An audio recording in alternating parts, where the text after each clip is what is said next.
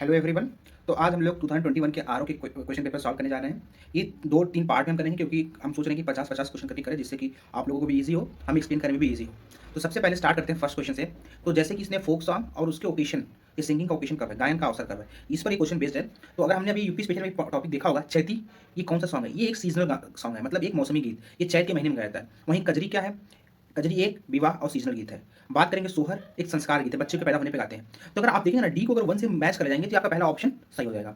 तो अब दूसरे क्वेश्चन पे आते हैं, बात करते हैं कि क्वेश्चन बोल रहा है निम्नलिखित में से कौन सा संबंध सही नहीं है? विच of the following relation is not correct?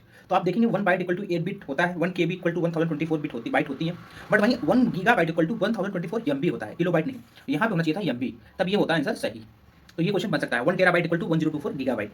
सो अब आते हैं क्वेश्चन कि बोल रहा है कि कौन से अभी ये क्वेश्चन बहुत इंपॉर्टेंट क्वेश्चन हो जाएगा, क्योंकि ये क्वेश्चन में पूछ रहा है कि कौन सा हॉट स्प्रिंग किस स्टेट से मैच है। क्योंकि ये क्वेश्चन आप देखेंगे हर साल, इवन पीसीएस हो, आरओ हो, हर साल हॉट स्प्रिंग से क्वेश्चन आ रहे हैं। तो हिमाचल प्रदेश से रिलेटेड है मणिकरण, बिल्कुल सही है, मणिकरण हिमाचल प्रदेश से रिलेटेड है। उड़ीसा तप्तापानी से रिलेटेड है। महाराष्ट्र से वाजेश्वरी रिलेटेड है। बट वही जो नारायणी है, ये है राजस्थान से रिलेटेड, ये गुजरात से नहीं है। तो ये होगा ऑप्शन सही, क्योंकि ये दोनों का मैच करेक्ट नहीं है। और अगर देखें गुजरात की कौन से हॉट स्प्रिंग है, तो तुआ और उनई गुजरात के हॉट स्प्रिंग है। अब हम बात करते हैं कि ये कुछ एक्ट दिया हुआ है और उनके रिस्पेक्टिव ईयर्स दिए हुए हैं। जैसे कंपनी एक्ट 2013 दिया हुआ है, इंडियन कॉन्ट्रैक्ट एक्ट 1870 दिया हुआ है, बट 1872 होना चाहिए था वहाँ पे, 1870 रॉन्ग ऑप्शन। और पार्टनरशिप एक्ट 1932, जो कि बहुत वेल सेड ऑप्शन है। Sales of good act 1930। तो आप देखेंगे इंडियन कॉन्ट्रैक्ट एक्ट 1872 राइट होना चाहिए था, बट 1870 देने से ये ऑप्शन हमारा सही हो जाएगा। अब हम बात करने जा रहे हैं what is total percentage of central revenue spend on military forces in British India? British Bharat में सैन्य बल पर केंद्रीय राजस्व का कुल कितना प्रतिशत व्यय होता था? तो आप देखेंगे अप्रॉक्सीमेट 40% के आसपास मिलिट्री पे ये एक्सपेंस करते थे। इसीलिए हमारे जो भी आंदोलन हुए उसमें से ये सबसे मेन एम था कि मिलिट्री की एक्सपेंडिचर, जो व्यय मिलिट्री पे आ रहे हैं, सैन्य बल में जो व्यय आ रहे थे, उनको कम करने की डिमांड हर हमारे ऑर्गेनाइजेशन ने उठाई थी। तो ये ऑप्शन होगा 40%। तो आते हैं 6 क्वेश्चन पे। आप दिया हुआ है in Kakori conspiracy case Pandit Ramprasad Bismil was hanged in which city of UP? Kakori षड्यंत्र में प्रधान आरोपी पंडित रामप्रसाद बिस्मिल को उत्तर प्रदेश के किस शहर में फांसी दी गई थी? तो इसका राइट आंसर है गोरखपुर। बट अगर इसके साथ 2 ऑप्शन और ऐड कर सकते हैं अगर यहाँ पे हम, जैसे कि रामप्रसाद बिस्मिल के साथ रोशन सिंह भी थे, उनको नैनी जेल में फांसी दिया गया। वहीं अशफाक उल्लाह खान थे, उनको फैजाबाद जेल में फांसी दिया गया। तो ये तीनों क्वेश्चन बन सकते हैं आने वाले समय में कि रोशन सिंह को नैनी जेल, अशफाक उल्लाह खान को फैजाबाद जेल में। अब हम बात करने जा रहे हैं ईस्ट उत्तर प्रदेश का पहला केबल सर्विस कहाँ स्टार्ट हुआ? ये मिर्जापुर में स्टार्ट हुआ। ये करंट रिलेटेड क्वेश्चन था, तो ये मिर्जापुर में स्टार्ट हुआ।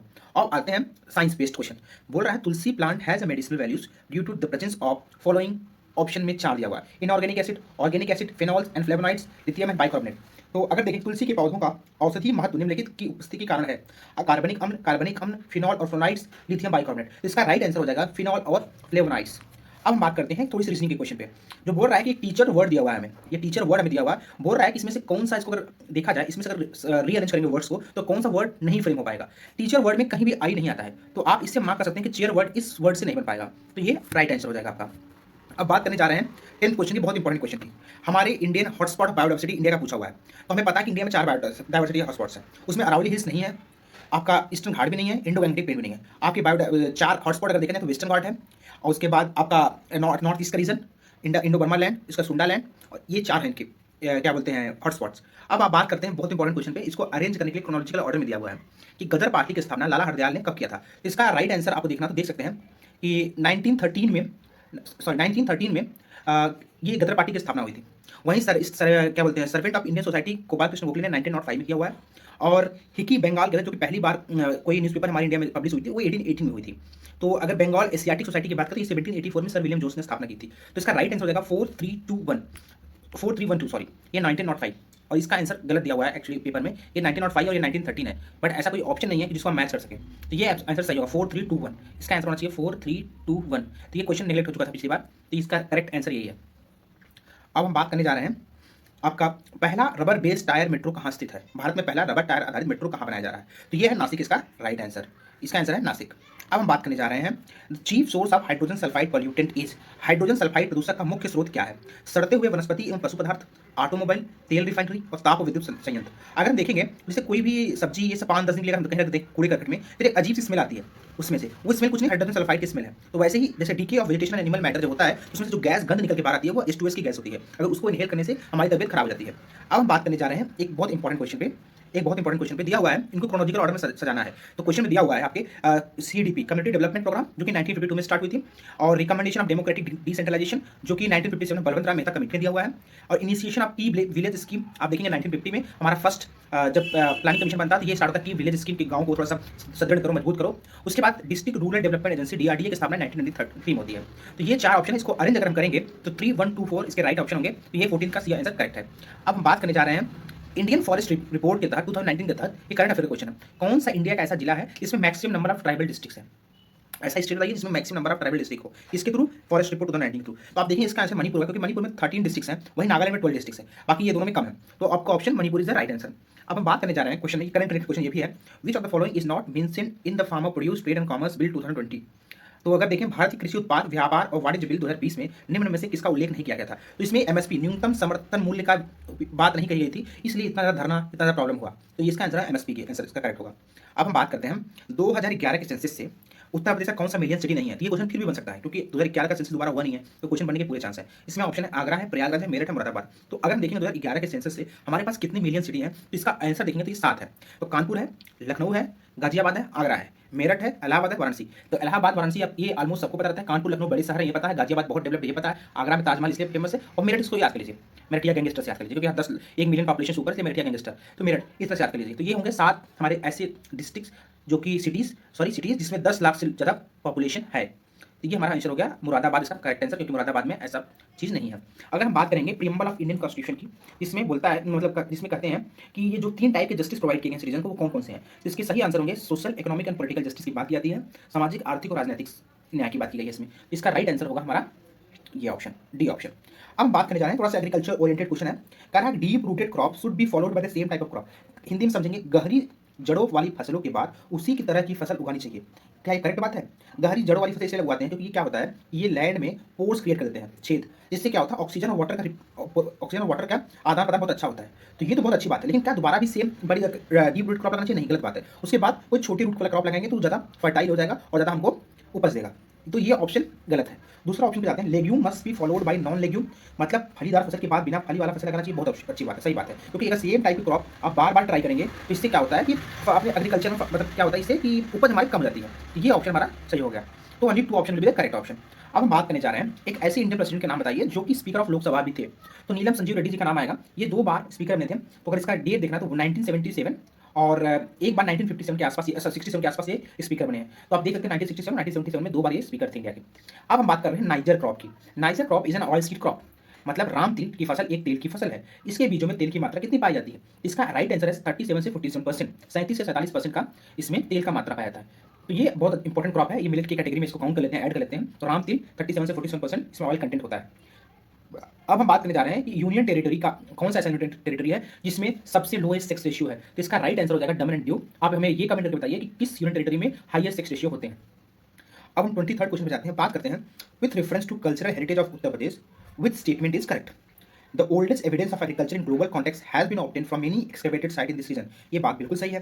The oldest cultivated food grains are barley and paddy, ये भी सही है। इसको हिंदी में समझते रूपांतर करते हैं हिंदी में, इसका प्राचीनतम प्राप्त कृषि अन्न जौ और धान है, सही बात है। बैरली और पैडी ये पहले के एक प्रकार की कृषि अन्न है। और जो पहला ऑप्शन दिया है, इस प्रदेश के अनेक उत्खनित पुरातनों में वैश्विक संदर्भ में कृषि का प्राचीनतम प्रमाण प्राप्त हुए हैं। तो ये दोनों ऑप्शन सही है। अब क्योंकि इसका देखना एग्जाम्पल तो कोयली हवा करके इलाहाबाद में जगह है जहाँ पे सबसे पहले एग्रीकल्चर का हमें एक्सकवेशन का वो दिखा था जिसमें चावल की उपज हुई है, तो कोयली हवा। अब हम बात करते हैं 6 point formula proposal of Indian south eastern region was presented by which prime minister of India. और ये हमारे अटल बिहारी वाजपेयी जी हैं, जिन्होंने 6 पॉइंट फार्मूला दिया था। ये आंध्र प्रदेश से रिलेटेड कुछ उस समय के करंट इवेंट था, तो उसमें 6 पॉइंट फार्मूला इन्होंने प्रपोज किया था कि लिंग्विस्टिक बेस से कैसे बाहर आ जाए, क्या है, ये अटल बिहारी वाजपेयी जी की है। अब ये क्वेश्चन दिया हुआ है, how many square and triangle are there in the following figure. अगर इसको काउंट करेंगे तो 3 स्क्वायर और 18 ट्रायंगल होंगे। काउंट करने का आसान तरीका एक है, एक बड़ा वाला ये स्क्वायर, ये दूसरा स्क्वायर, और ये वाला स्क्वायर, ये बीच वाला स्क्वायर, 3 स्क्वायर आपको दिख गए। ट्रायंगल काउंट करना है, आप देखेंगे गिनेंगे तो 18 ट्रायंगल आपको मिल जाएंगे। तो अब चलते हैं, बात करते हैं इंडियन सिविल सर्विसेज पे। तो कहा रहा है कि भारतीय सिविल सेवा के संदर्भ में निम्नलिखित कथनों में से कौन सा कथन सही है। भारत सरकार के नियम 1919 में भारतीय सिविल सेवा के लिए एक अलग परीक्षा का प्रावधान किया गया था जो भारत में होनी थी, बिल्कुल सही बात। इंडियन सिविल सर्विस का एग्जाम 1919 के एक्ट से इंडिया में स्टार्ट किया गया था। और इसमें सेकंड ऑप्शन है Indian civil services in 1941 the percentage of Indians was more as compared to European, ये भी बात सही है। इसके दोनों ऑप्शन सही होंगे। अब बात कर रहे हैं तमरिया ट्राइब पे। तमरिया ट्राइब कहाँ पाई जाती है, which state in India Tamaria tribe is found. Jharkhand इसका राइट आंसर होगा। अब बात कर रहे हैं एज पर एसडीजी इंडेक्स और डैशबोर्ड 2020-21 नीति आयोग द्वारा जो पब्लिश होती है उसमें से कौन सा स्टेट है जो टॉप 10 में नहीं है। तो अगर इसका ऑप्शन देखेंगे तो इसका राइट आंसर होगा पंजाब, और ये 2000 इसमें टॉप कौन किया था, केरला। ये उस समय का करंट इवेंट है। तो अभी भी केरला, अगर 2023 का रिपोर्ट देखेंगे तो अभी भी केरला टॉप है और हमारा पंजाब टॉप 10 में नहीं है। तो इससे भी सेम क्वेश्चन रिपीट होता है, टॉप का तो केरला ऑप्शन होगा, नहीं तो पंजाब इसमें टॉप 10 में नहीं है।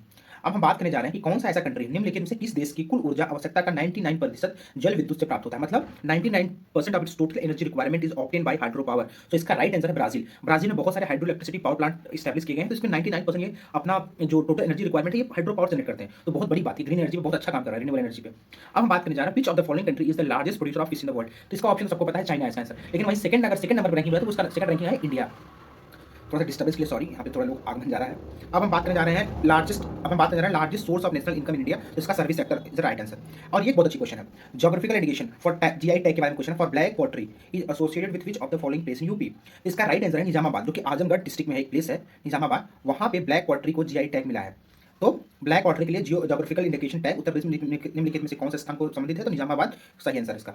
अब हम बात करेंगे धूपगढ़ पीक कहाँ एसोसिएटेड है। तो ये सतपुरा नेशनल पार्क में है, इसको आप मैप में गूगल कर सकते हैं, आप देखेंगे सतपुरा नेशनल पार्क या सतपुरा रेंज के आसपास आपको धूपगढ़ पीक मिलेगा।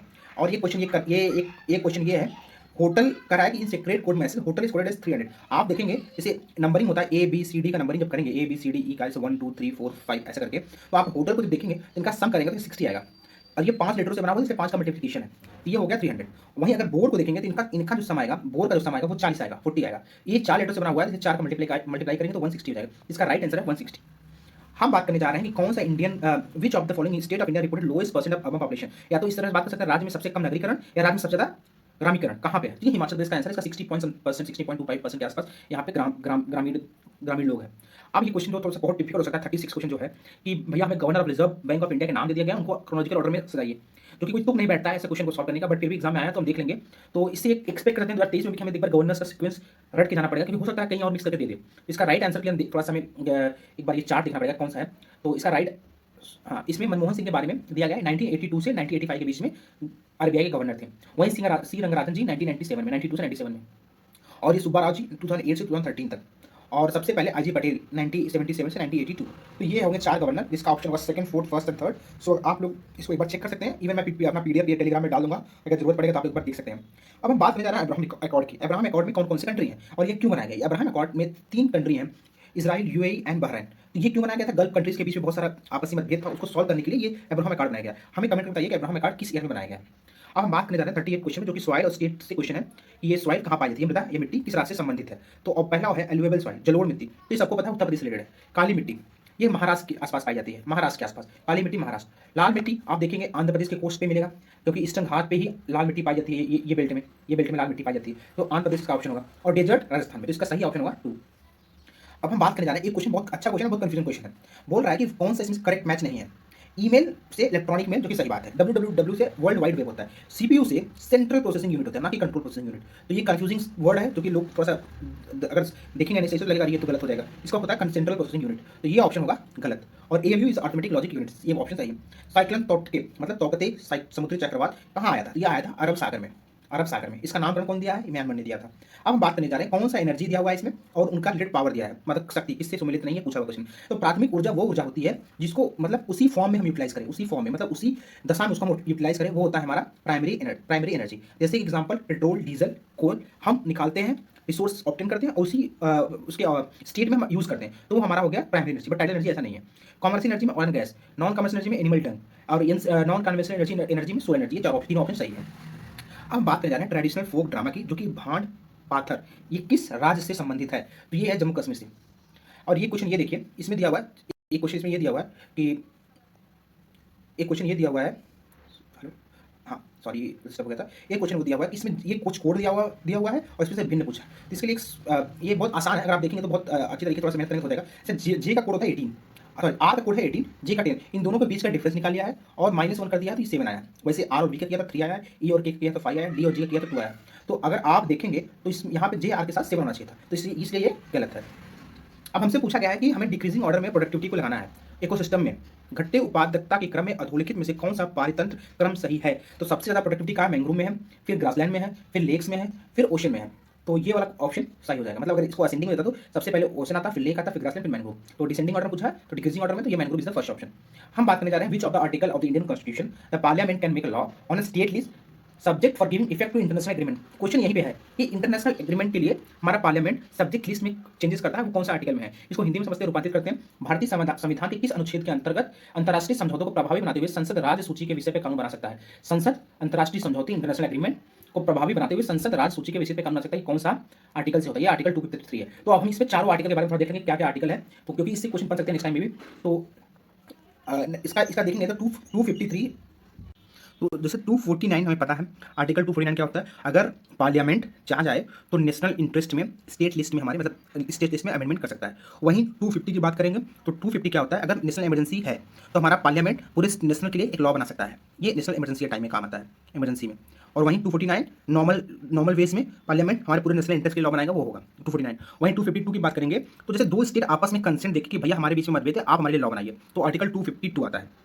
ये आर्टिकल 252 आता है। ये इंटर स्टेट में आप देख सकते हैं, दो राज्यों जैसे बिहार यूपी में कुछ चल रहा है और दोनों को सहमति कि कोई एक पार्लियामेंट हमारे लिए लॉ बना दे तो दोनों के लिए सही होगा और दोनों मानेंगे भी, तो आर्टिकल 252 के अंतर्गत आता है। तो अब हम बात करने जा रहे हैं भीतरगांव कानपुर टेम्पल की, जो कि ये 5th सेंचुरी एडी में बनाया गया है, जो कि गुप्ता पीरियड में बनाया गया है।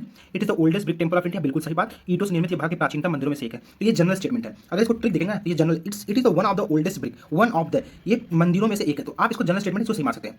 बस आपको ये देखना है कि इस मंदिर का निर्माण 5वीं सदी से 6वीं सदी के बीच में हुआ, जो कि बिल्कुल सही है, गुप्ता पीरियड में हुआ। इसका ऑप्शन होगा सी, बोथ 1 and 2 आर करेक्ट।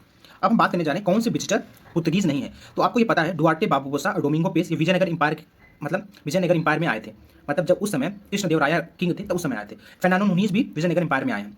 तो अगर हम देखें तो ये कौन, पीटर मुंडी कहाँ से आए? ये एक ब्रिटिश ट्रैवलर थे, पीटर मुंडी, ब्रिटिश। ये क्वेश्चन हो जाएगा।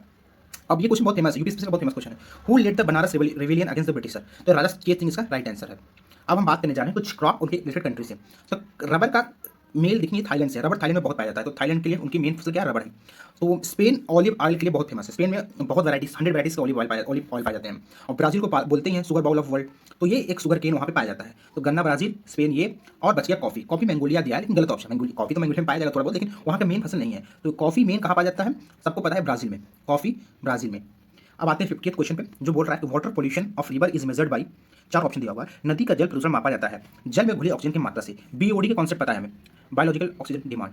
उससे हम जल में कितना पोल्यूशन है, वाटर पोल्यूशन, उसको मेजर करते हैं। तो amount of oxygen dissolve in water can measure और वाटर पोल्यूशन। तो ये हमारा था फर्स्ट पार्ट आरओ के प्रीवियस ईयर 2021 के। तो अब हम सेकंड पार्ट नेक्स्ट वीडियो में देखेंगे, वीडियो हो जाएगा बड़ा। तो इस तरह करके हम 3-4 पार्ट में पूरे 200 क्वेश्चन कर डालेंगे और इस तरह से हम सारे प्रीवियस ईयर पेपर साथ में करेंगे। और थैंक यू फॉर टाइम और डिस्टर्बेंस के लिए सॉरी।